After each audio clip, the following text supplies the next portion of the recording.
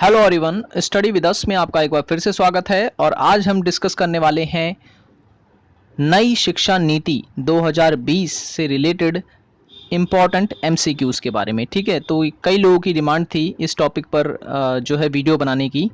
तो मैं बता दूं, एक्सप्लेनेशन वीडियो तो मैंने ऑलरेडी बना दिया था, लेकिन ये जो वीडियो है इसमें एमसीक्यू जो क्वेश्चंस हैं उन्हें एमसीक्यू के रूप में आपके सामने रखे गए हैं। तो ये काफ़ी इंपॉर्टेंट है, तो वीडियो को एंड तक देखें। वीडियो पसंद आए तो लाइक करें और चैनल को सब्सक्राइब नहीं किया तो ज़रूर कर लें, ताकि ऐसी ही वीडियोस आपको एग्ज़ाम होने तक मिलती रहे।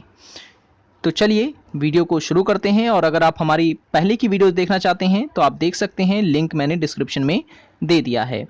ठीक है, तो ये जो है नई शिक्षा नीति से संबंधित महत्वपूर्ण प्रश्न है इसमें। ठीक है, और अगर आप चाहते हैं एक्सप्लेनेशन पूरा वीडियो तो वो भी मैं लिंक जो है डिस्क्रिप्शन में दे दूंगा। तो चलिए शुरू करते हैं आज का पहला क्वेश्चन। तो पहला क्वेश्चन ये है कि नई शिक्षा नीति 2020 के अनुसार भारत की जीडीपी मतलब ग्रॉस डोमेस्टिक प्रोडक्ट, ठीक है, तो भारत की जीडीपी का कितना प्रतिशत शिक्षा पर खर्च किया जाएगा। तो जिसने बारीकी से जो है नई शिक्षा नीति को पढ़ा है तो वो उसका जवाब जो है जरूर जानता होगा। तो इसका सही आंसर है ऑप्शन नंबर बी, 6% जो है 6% जो है वो जीडीपी का शिक्षा पे खर्च किया जाएगा। ठीक है, नेक्स्ट क्वेश्चन है, नई शिक्षा नीति से पूर्व शिक्षा पर जीडीपी का कितना खर्च किया जाता था। तो जब ये नई शिक्षा नीति नहीं आई थी तो उससे पहले ये खर्च किया जाता था 4.6%। ठीक है, यानी 4.6% जो है जीडीपी का हिस्सा शिक्षा पे खर्च किया जाता था। हालांकि मैं बता दूं, अभी नई शिक्षा नीति जो है पूरी तरह से लागू नहीं हुई है। नेक्स्ट क्वेश्चन है, जेंडर इंक्लूसन, ठीक है, जेंडर इंक्लूसन फंड किससे संबंधित है। तो याद रखें, ये संबंधित है महिलाओं और ट्रांसजेंडर से। तो इसका सही आंसर हो जाएगा ऑप्शन नंबर डी, ए और सी जो है दोनों इसका सही आंसर है। आई होप कि वीडियो जो है आपको पसंद आ रहा होगा, तो लाइक ज़रूर करें। ठीक है, ताकि ऐसे ही इम्पॉर्टेंट टॉपिक्स पे वीडियो मैं जो है डेली आपको लाता रहूं। चलिए नेक्स्ट क्वेश्चन है, नई शिक्षा नीति जो 2020 की है उसमें 5+3+3+4 कार्यक्रम के तहत शिक्षा की क्या आयु निर्धारित की गई है। यानी जो अगर बच्चा जो है अगर वो शिक्षा ग्रहण करना चाहता है इस कार्यक्रम के तहत, तो उसके लिए क्या आयु निर्धारित की गई है। तो याद रखें, इसकी आयु की गई है 3 वर्ष से लेकर 18 वर्ष तक।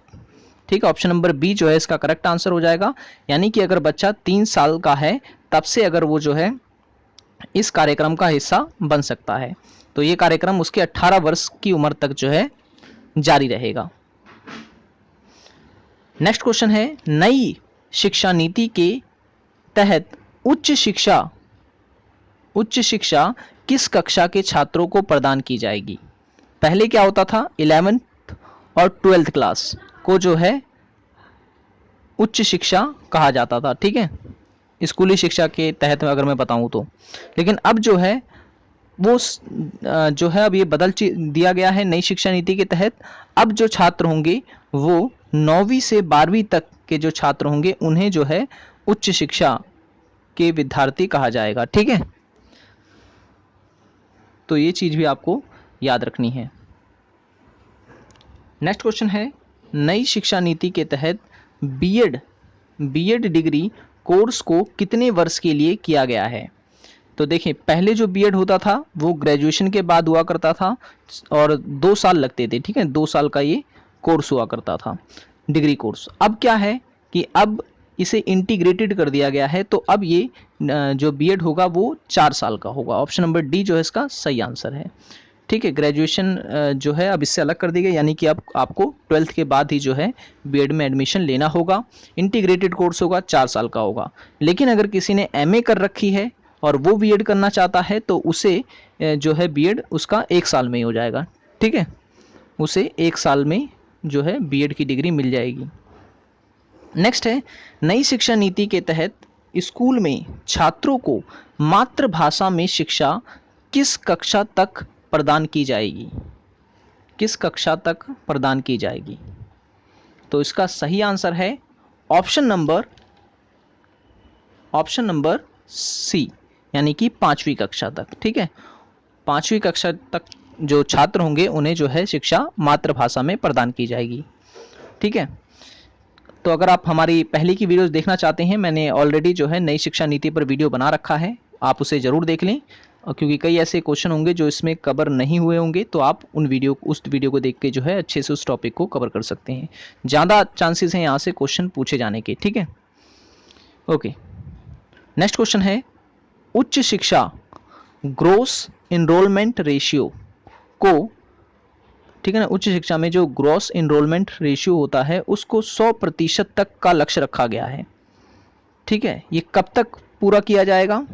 तो ये होगा ऑप्शन नंबर 20 का करेक्ट आंसर है 2035 तक। ठीक है, 2035 तक। और मैं बता दूं, जो अभी हाल ही का लक्ष्य जो रखा गया है वो रखा गया है 50% तक का। ठीक है, लेकिन 2035 तक ये कहा गया है कि ये 100% तक जो है बढ़ाया जाएगा। नेक्स्ट है, उच्च शिक्षा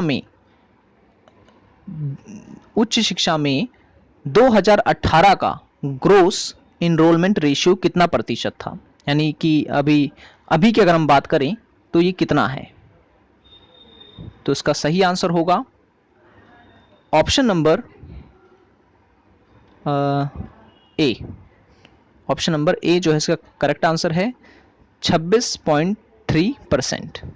ठीक है ना, इतना जो है वो शिक्षा का ग्रॉस इनरोलमेंट रेशियो था। ठीक है, तो नई शिक्षा नीति के तहत इसको जो है बढ़ाया जाएगा।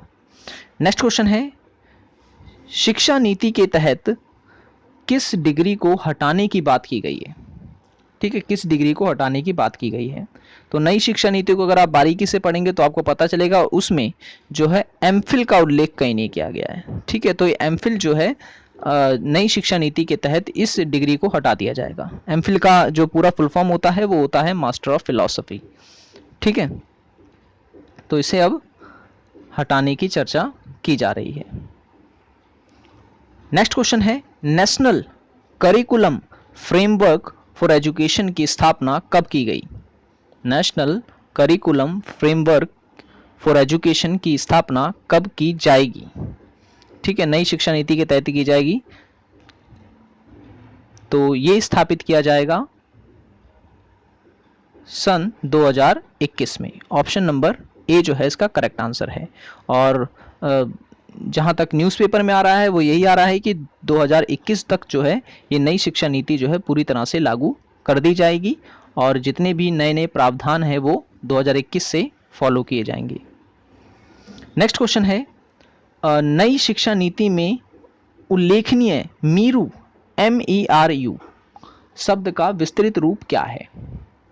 ठीक है, मीरू जो शब्द है उसका विस्तृत रूप क्या है? तो इसका सही आंसर होगा ऑप्शन नंबर ए। ठीक है, क्या है? Multi disciplinary education and research university. ठीक है, multi disciplinary education and research university. ठीक है, तो ये चीज़ आपको याद रखनी है, ज़्यादा चांसेस हैं क्वेश्चन पूछे जाने के। नेक्स्ट क्वेश्चन है कि राष्ट्रीय या हम कहें कि नेशनल इंस्टीट्यूट फॉर लैंग्वेज की स्थापना का मुख्य उद्देश्य किन भाषाओं को प्रोत्साहन देना है? किन भाषाओं को प्रोत्साहन देना है? तो जो नेशनल इंस्टीट्यूट फॉर लैंग्वेज है ये 3 भाषाओं को प्रोत्साहित करेगा, पेरिसियन, पाली और प्रकृत। तो उसका सही आंसर हो जाएगा ऑप्शन नंबर डी। देखिए, नई शिक्षा नीति का जो विरोध है वो इसी भाषा के कारण ही हो रहा है। ठीक है, नई शिक्षा नीति के तहत ये कहा गया है कि जो बच्चे होंगे पहली से लेकर 5वीं तक के, उन्हें जो है उनकी मातृभाषा में ही शिक्षा दी जाएगी और हिंदी उसमें विशेष रूप से रखी जाएगी।